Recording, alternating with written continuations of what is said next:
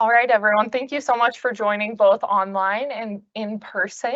And an extra special warm welcome to those of you joining from Modivcare Labs.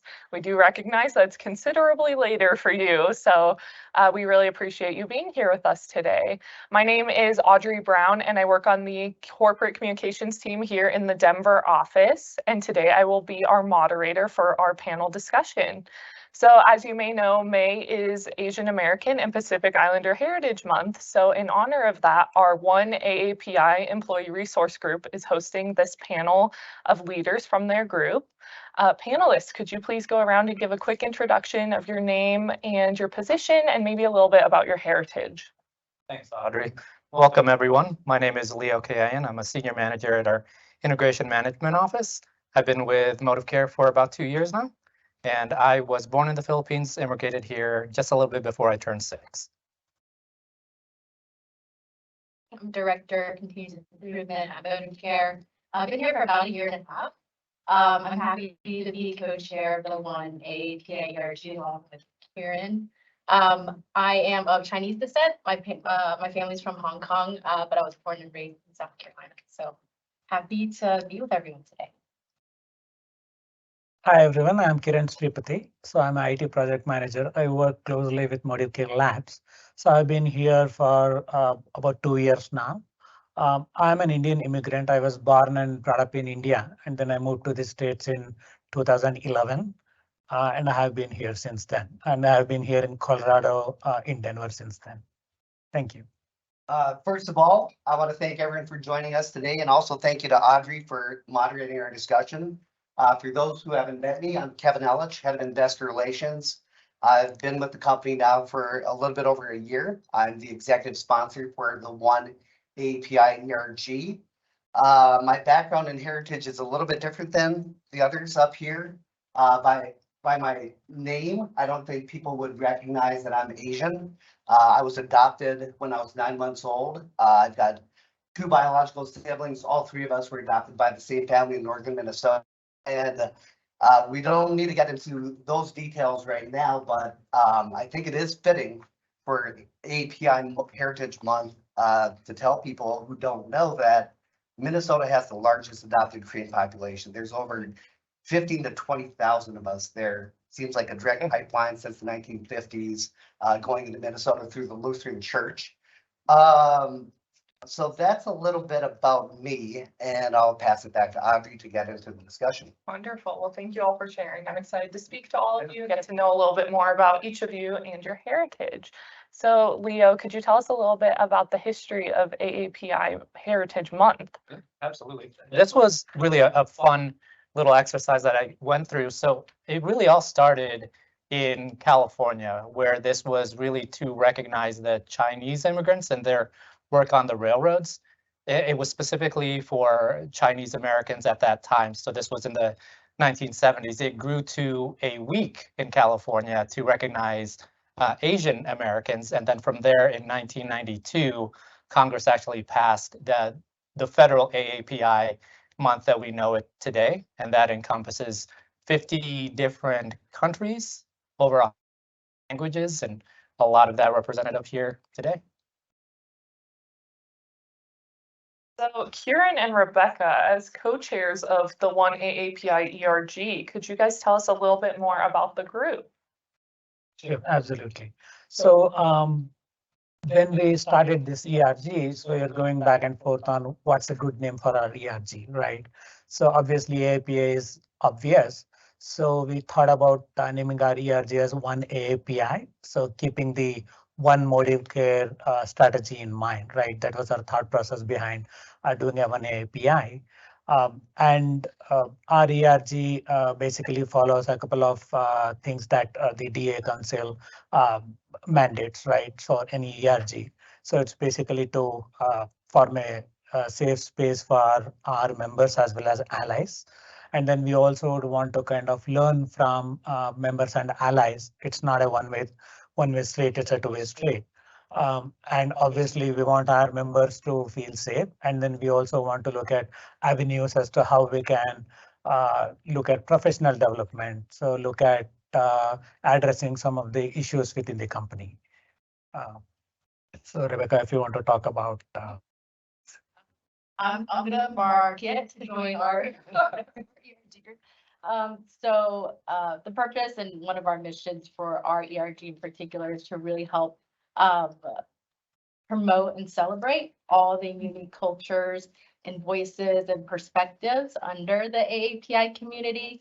And really to, like Karen said, provide a safe space to talk about challenges and support each other. I think that's super important here at Modivcare, especially with our workforce. We're so spread out. We have people in the field, we have people in offices, we have a lot of people working remote and virtual as well. So the opportunity to create a space and to create a group that can come together and, you know, build a community with people of similar backgrounds is super important. Especially I work virtual and I always see my team members online, but would like to also see other people at Modivcare. So our ERG is relatively new. We're still growing, we're still learning, we're still finding our groove, I think, of how to, make a great ERG. So with that said, our ERG is open to everyone who wants to join. You don't have to have an AAPI background. If you just love the culture, if you want to, please feel free to join. And also, one last thing, if you want to get more involved with the organization and Modivcare, I think ERGs are a great way. We definitely have a lot of opportunities to join the leadership team in terms of leading membership and recruitment, event planning, and community outreach. So I think at the end of the panel discussion, we'll show how you can join, but you can join through the Viva Engaged page, as also emailing us. So please join. Yes, please join.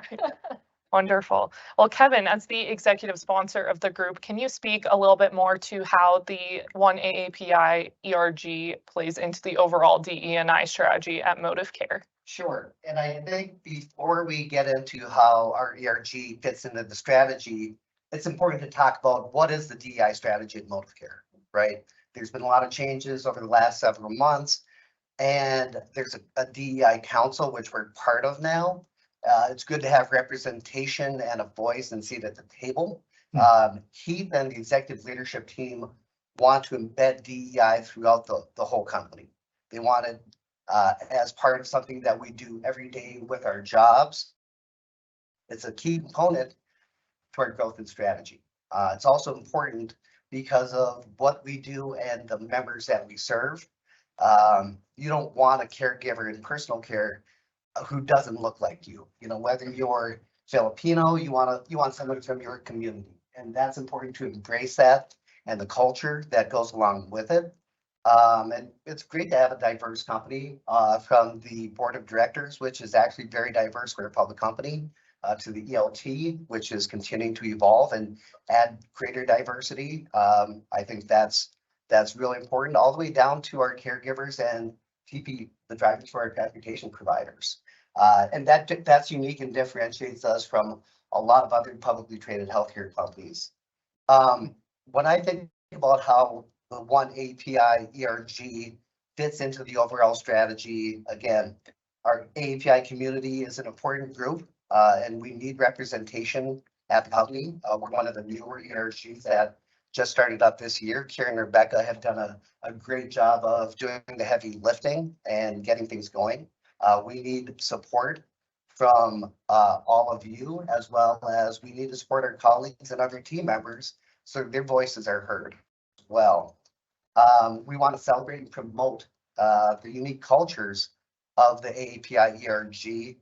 It's large and diverse within itself. I think everyone got a little desk flyer this week that told you there's 50 distinct ethnic groups that speak over 100 different languages within the Asian API community. Asia accounts for 30% of the Earth's landmass, but over 60% of the population. So there's a lot of us, and even though we're not in every country around the globe, we have colleagues in India, Modivcare Labs, and Sharon's going to talk a little bit more about that later. So, our mission is to, embrace it and support our colleagues so they have a safe space. And, it's important to boost employee morale, and it can help with retention and engagement as well. Stepping back, I always think about things from a Wall Street or investor standpoint based on what I do. And Wall Street and the investment community really look at ESG and DEI initiatives. And it's important and crucial for us as a company with our success to continue to foster this and grow it. As part of our social responsibility, pretty soon we'll get our annual ESG report out, and there's a key component. There's some important parts within that report that talk about our DEI strategy and the initiatives that we've done as a company. Heath and the ELT are prioritizing ELT to create an inclusive and equitable environment. And I think that's great since the DEI Council will report directly to him, as well as one of the committees on the board. So that's a little bit about how I think our ERG fits into the strategy. We use that, there are a lot of pipeline.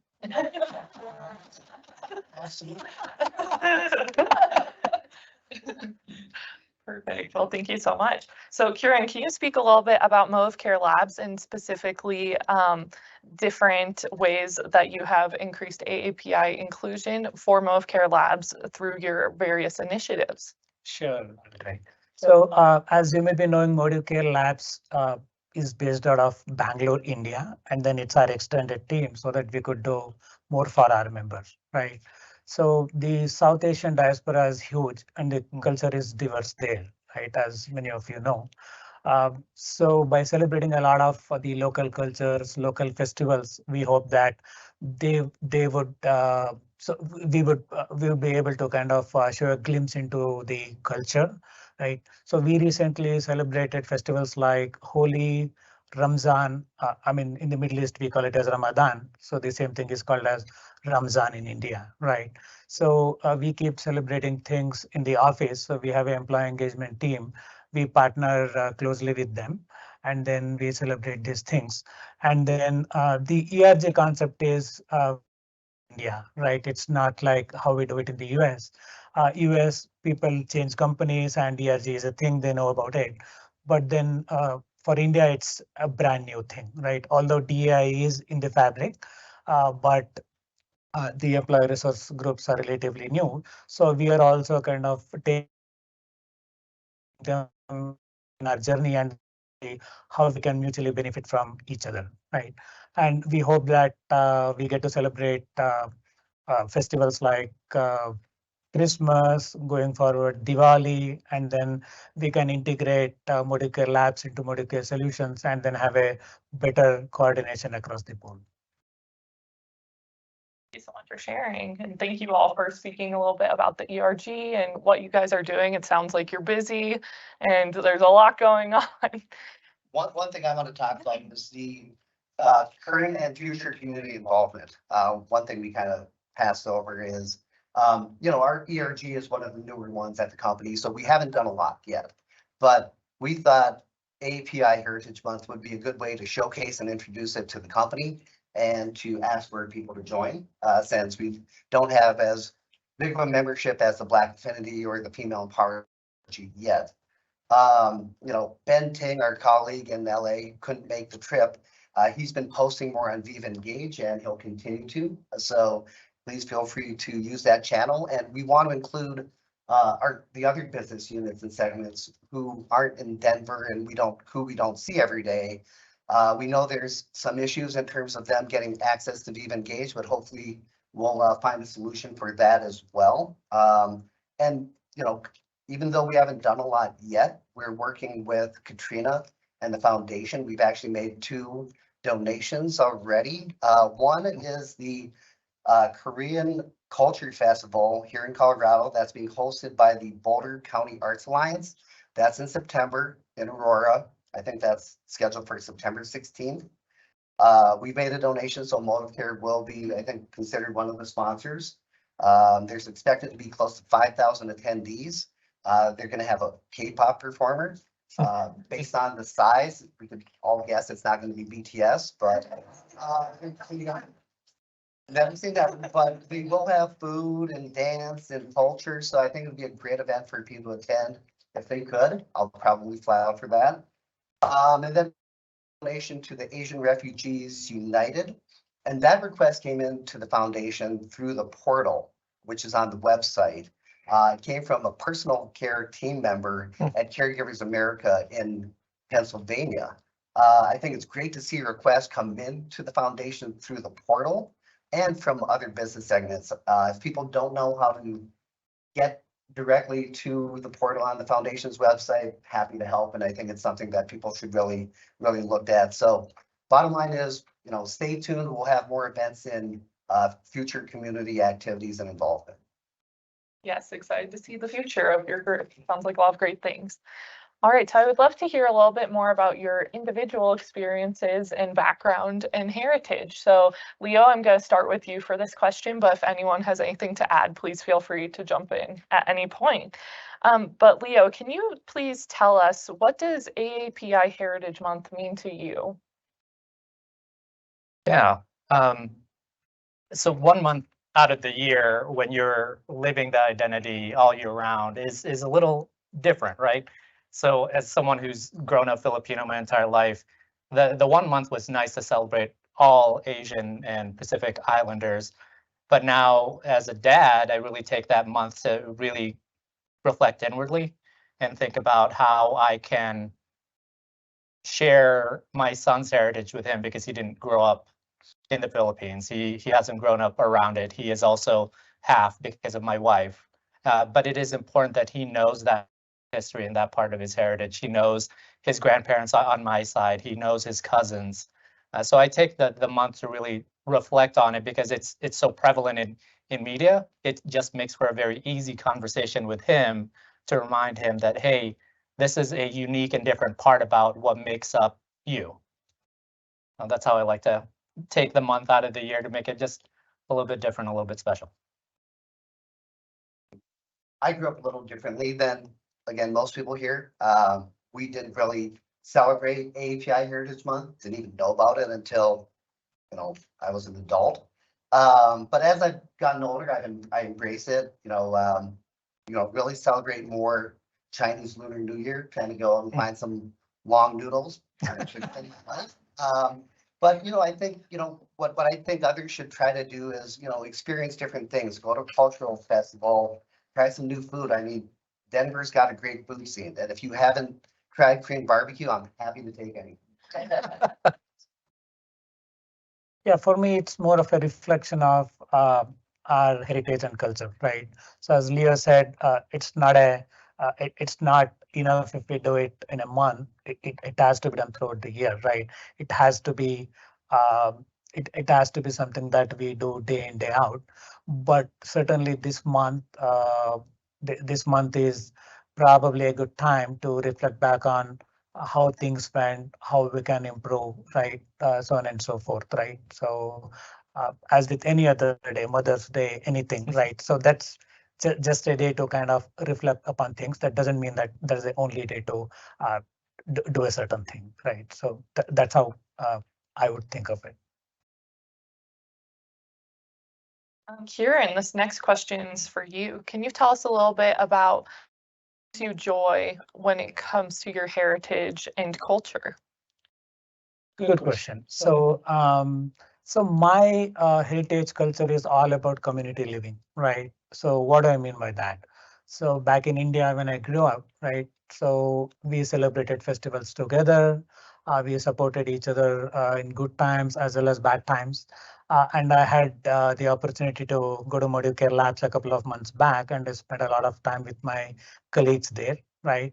So even during office hours, when you are going to have your coffee or tea, or when you're having lunch, right? So I don't see a lot of people do it in silo, right? Mhm. So it's kind of a community thing. So there are people who eat together, right? Even though that's a corporate setup. So that's how we are brought up, right? And even outside, when I used to meet my friends, they have something or the other going on a Saturday and a Sunday, right? So it's just not about them. It's like going to some other place or taking somebody to some occasion, right? So basically, it's a community living, right? We take pride in doing that. So that's kind of our culture and how we were brought up. Has that been an adjustment for you lived in the United States? Uh, so it's been a change, right? So there is a huge shift after I came here in the initial years, but then now I have kind of learned to appreciate both of the cultures, and then I have found that middle ground. So Mhm. I think I'm doing a lot better than when I came into the States. How about everyone else? Anything that brings you joy about your heritage or culture? Our Chinese culture all about food. No, we love, very similar to Karen, right, community, but we bring everyone together through food. We're always giving, food to each other, we're always cooking for each other, and it's just, I feel like we're always like planning our next meal, but this meal of like how we can get together and what it means, right? So that's, yeah. I'd have to echo that. I think to make this relatable, if anyone's ever traveled out of the country and then you run into another American, you're like, you're an American? Like there's that kinship right away. And I think that's also what's shared within the Filipino community. It doesn't matter if you're a blood relative, you're family. And if you run into someone of that community outside, immediately you have some shared experience, some heritage, and that's what's great about all of our family get-togethers or community get-togethers. It just is one big family event, and everybody shares very equally and raises each other up.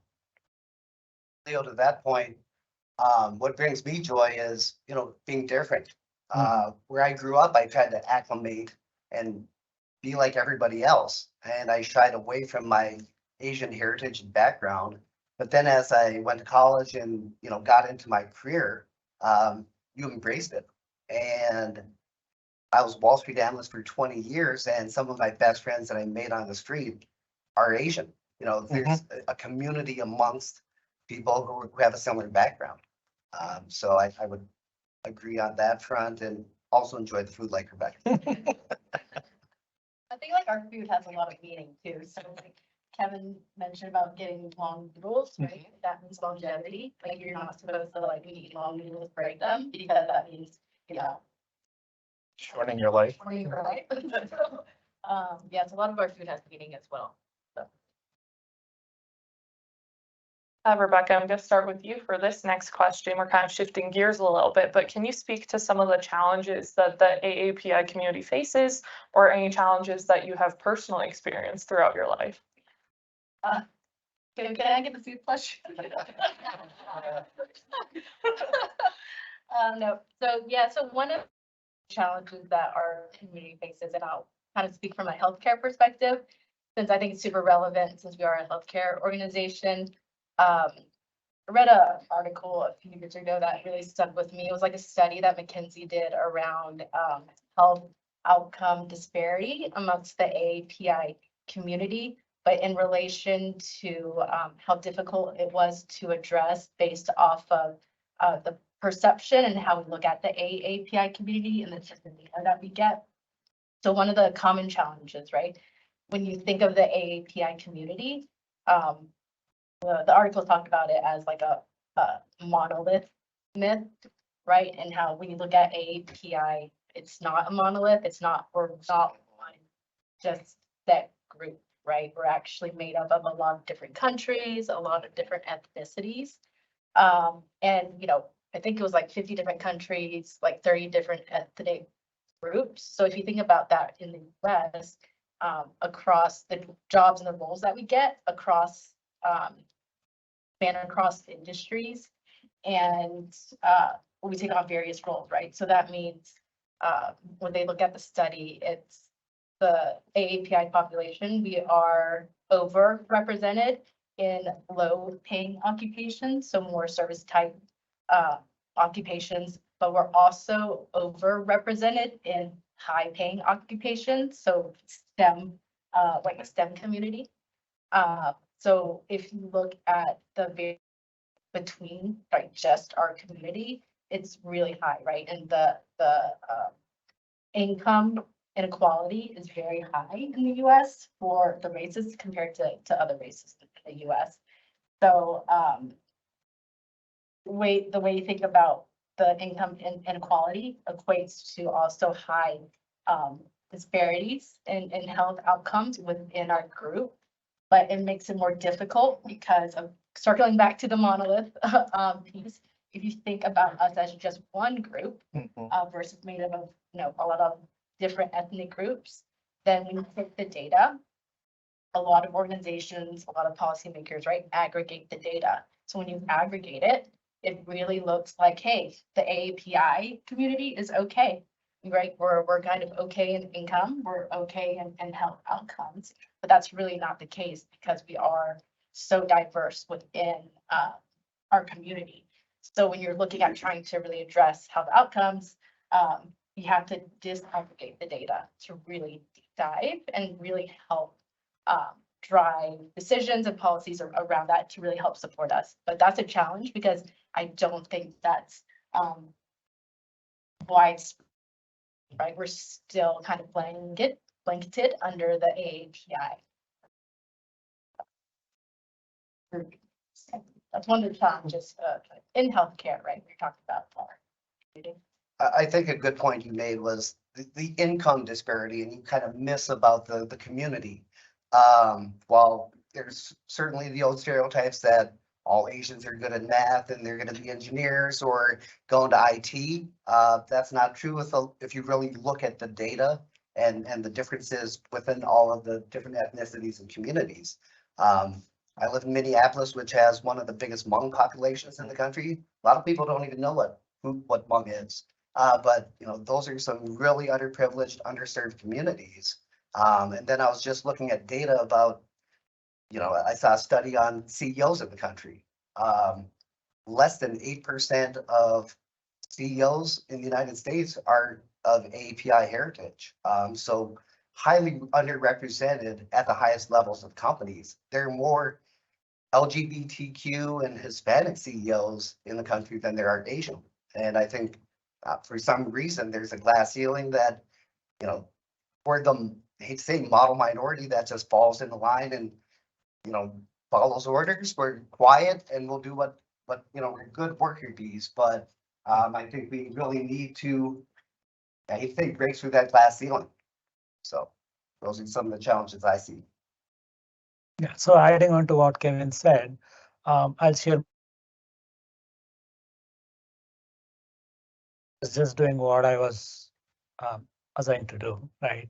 So I was afraid of speaking up, getting involved in other things, right? For me, it was 8 to 5 job, and then I was comfortable in that, right?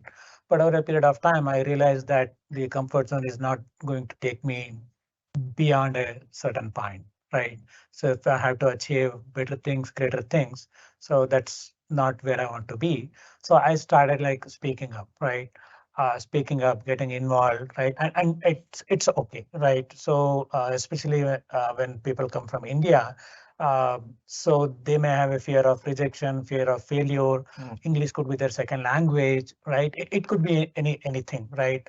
But so I have found that there are certain odds against you, but you need to kind of break those barriers for yourself, and then you need to get out of that comfort zone, talk to people, right? Yes, there could be microaggressions along the way. There could be a lot of arts along the way, right? The only way to kind of get through that is have a honest and straightforward conversation, right, with all of the parties, right? So that's my experience. I have to say that I have been successful to an extent, right? So that's my message to all of the people who think that, hey, why do I need to do something extra than what is assigned to me, right? So it brings growth, and you get a broader spectrum of life, right? And you meet people from other backgrounds. You are able to kind of share your experiences. You are able to kind of read between the lines, and then get to know better, right? So those are skills that help you for life, right? So that's some of my experiences that I wanted to share. Leo, how about you? I think this just brings up the whole reason we have DE&I and why we have ERG. If we don't know enough about the groups that are represented within Modivcare, we do ourselves and our members a disservice. When we think about personal care, we know that highly represented by immigrants that are new to the country because, as Kevin kind of pointed out, that's the only jobs they can do. We think about recent years, some of the aggressions towards specifically the Asian community because of, again, the fear of that unknown and kind of what Rebecca was alluding to, lumping up groups into one group that can be put into an other bucket. I think what's really important and what we're trying to do with ERGs and DE&I is really understand everyone and give a platform like this for groups to be able to talk and just share, to see representation at all parts of the organization. I think that the challenge is, how do we do that well in an equitable way and just allow for us to give that platform to everyone. And so I think that's the biggest challenge, and we've outlined quite a number of ways that we're addressing it up here. Thank you all for sharing. Kind of as a follow-up, what advice would you give to other Asian Americans and Pacific Islanders about preserving and celebrating their heritage, but also maybe overcoming some of the challenges that come with that? I'd say embrace it. Be proactive. Don't shy away from it. Get involved. Join the ERG. Reach out to any one of us. Ask questions. That's my advice. I think one of the hardest parts is as a whole, most Asian and Eastern countries shy away from the spotlight. We don't often advocate for ourselves. And that's just something, like Kieran was saying, we need to step out of and be a little bit better about. We're grateful for platforms like this to be able to do that. And just stepping out a little bit more. I think the majority of people here outside of my day job within the IMO know me as the camera guy, right? But today I wore a traditional barong from the Philippines. This is typically what we'd wear at any one of our more traditional events. I have a couple there. I did not want to wear the very sheer see-through one. I think that's a little too stepping out. But just being able to share when the opportunity presents itself, I think that's really all what everyone's looking for.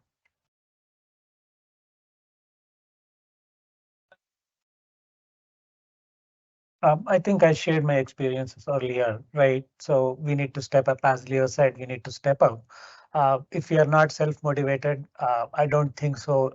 Others are going to be able to kind of help us, right? The first step starts with us. We need to be willing to kind of take that leap forward. And then, yes, people are there to help us, support us. And then, yes, we are going to achieve things along the way. Yeah, kind of go the same. I think innately we're a little bit more timid and self-conscious about how we're perceived, right?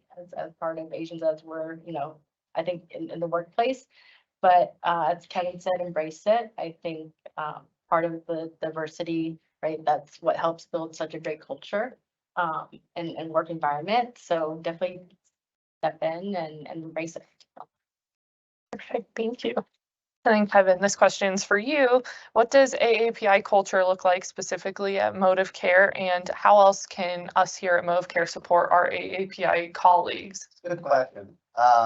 We have a diverse company, right? There's a lot of people with a lot of different backgrounds. I don't think many people know this. Maybe they do, that about 80% of the employees in Modivcare identify as women, and over 50% are underrepresented minorities. So it's important to embrace and support the differences amongst everyone at the company. As for culture, we have a lot of different offices, a lot of remote employees, including our colleagues over in India at Modivcare Labs. And I think culture kind of fosters itself at each office. I think each location has their own culture. But I think it also depends how much people want to get involved.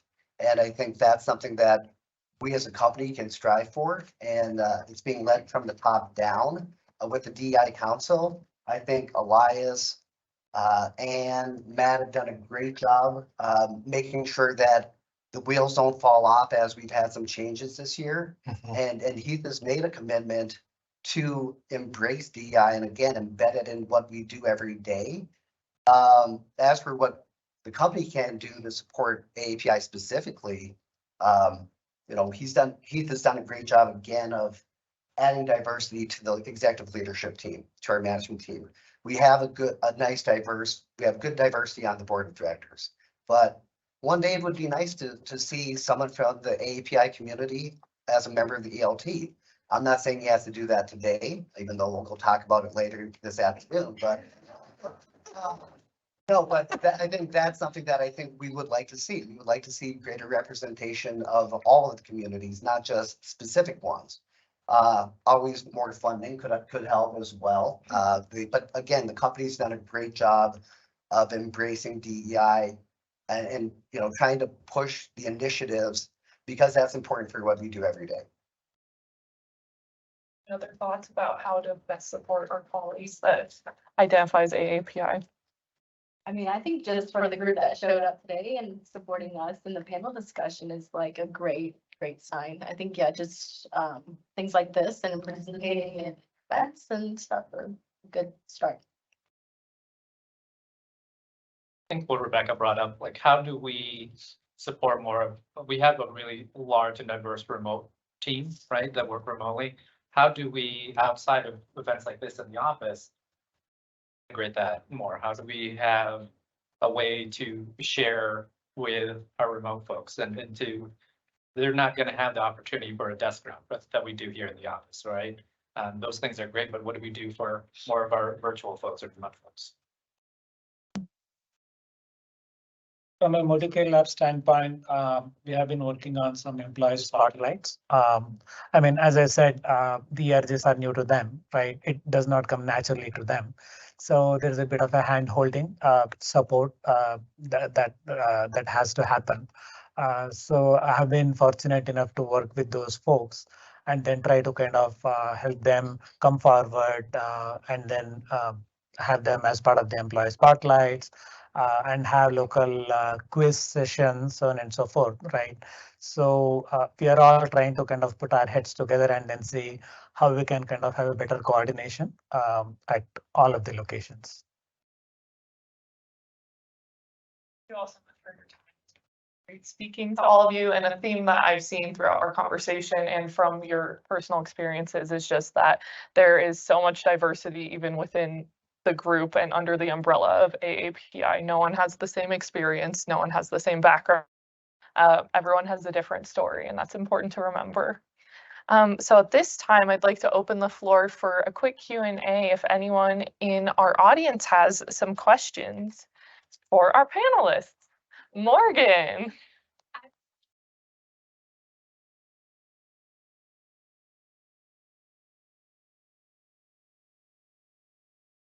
Because I know there's a time barrier between labs and the folks here in the States, but to do some type of like interactive event so we can get to know some of our colleagues over in Modivcare labs. So for those who may not have heard, the question was just, will there be an opportunity to get to have some more events that incorporate the folks from Modivcare labs so that we can get to know them a little bit better over here? Definitely, Morgan. So I have been working with those folks, right? Employee Spotlight is the first step towards that, right? We are going to start spotlighting probably 2 people per month, right? So that's one area that we are looking at, right? Obviously, the time difference is a factor, but then we'll figure it out. The thought is, and I have been working with Stephanie on the Employee Action Committee as well, and then this is the areas we want to address, right? How to bring better coordination between labs and solutions. Yes, we are working on that, right? So we should see better traction and better output in the coming months. Thank you. Tanya. Tanya.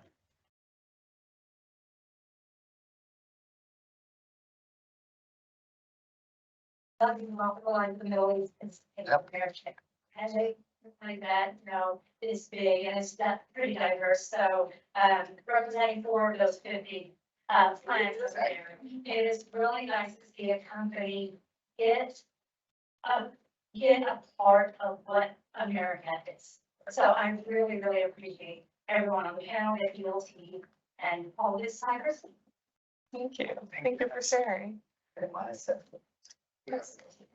So, something I've noticed in this new, like, in social media, is increased violence in this setting.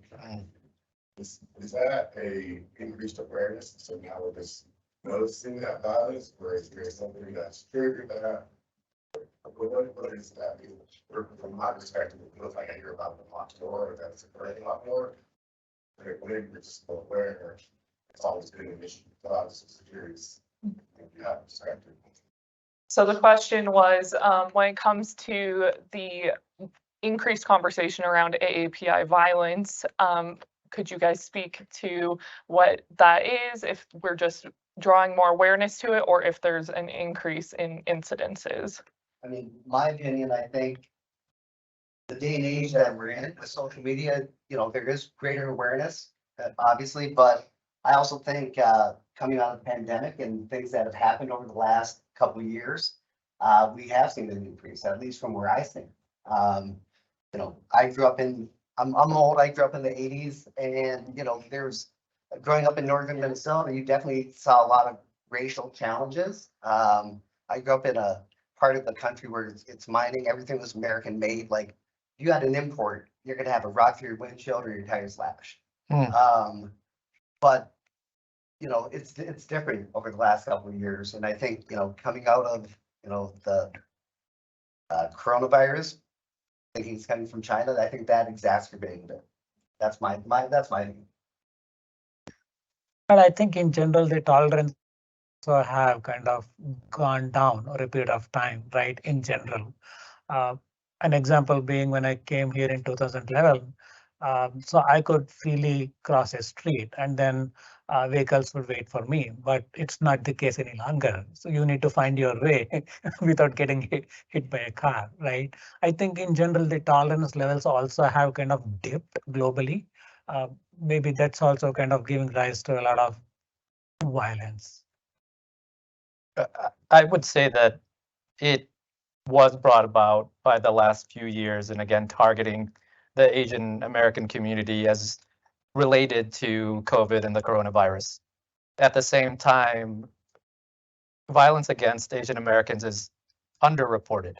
Again, from some of the things that we talked about up here, as a community, they don't like to stand out. So not typically filing police reports, not typically bringing it up into the spotlight or the limelight. Similar things as Kieran kind of brought up. Things in media, things that are happening in our country target different groups. As you can imagine, what group was targeted after 9/11, similarly, what groups targeted after COVID and coronavirus. A lot of that related to what's happening around us.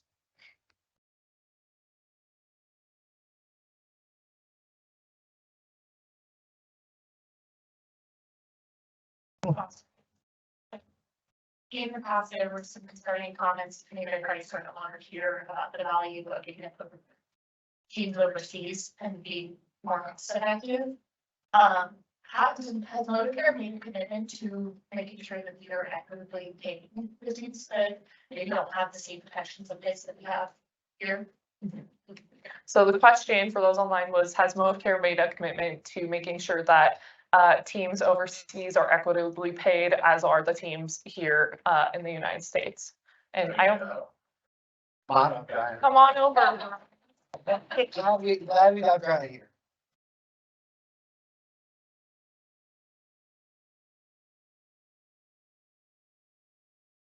So Hurry, who's on the live stream, and Karen, we want to went together. We actually pay, I would say we pay better there than we do here if you look at the percentages in the market. And that is something we're very cognizant of.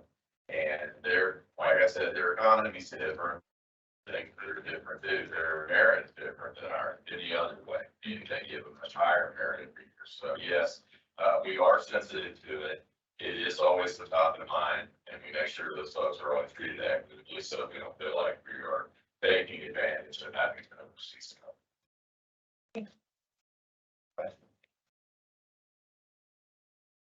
Any other questions? Nope. All right. Well, thank you all again for joining both online and in person. And thank you all for sharing your experiences. This has been really great. I hope everyone has a great rest of your Tuesday, and we will talk to you later. Thank you.